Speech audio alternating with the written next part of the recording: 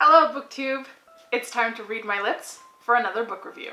One of my 2017 most anticipated reads was Without Merit by Colleen Hoover, which is published by Atria Books, and that's an imprint of Simon & Schuster. They were kind enough to provide me an e-arc, which I read very slowly. I actually didn't end up finishing the book until the copy I pre-ordered came in the mail. I absolutely love this cover, by the way. And there are some hot pink highlights, which hopefully you guys know is my color. Now, I think it's important to start off this review by saying Colleen Hoover has become one of my favorite authors. I thoroughly enjoy the creativity and the humor in her books, as well as her writing voice. Every time I read a Colleen Hoover book, I find myself saying, how does she do it? How does she do it? She grips you within the first chapter, and every time I start one of her new books, I'm like, okay, this time it's not gonna work. She's not gonna surprise me. She's not gonna hit me in the feels.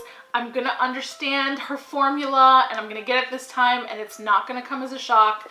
But it always does. I really have no idea how she does it. The majority of her books tend to be romance and also on the new adult spectrum. Without Merit, however, is a departure from that. This is more an upper YA book, and although there are romantic elements in it, it is not about the romance itself. I read enough of her books to know that it's always better when you go in blind, though I do respect and understand that some people may have triggers. If you are someone that finds yourself triggered by certain situations, then I do recommend that you find a more spoilery and descriptive review somewhere on the internet before you pick this up. This book is written from the perspective of the main character, Merit, who has the quirk of collecting trophies that she didn't win. Merit lives with her very quirky family, and she finds herself being the keeper of all of their secrets. This starts to weigh very heavily on her, and at some point she breaks. She makes a plan to disappear, but before leaving, she wants to divulge everyone's secrets. However, things don't go according to plan, and Merit finds herself having to deal with the repercussions of all the spilled beans. I tried to take my time while reading this book because I knew that once it was done, I would probably have to wait another year or so before I got another Colleen Hoover book in my hands. Because I was intentionally trying to read it slowly,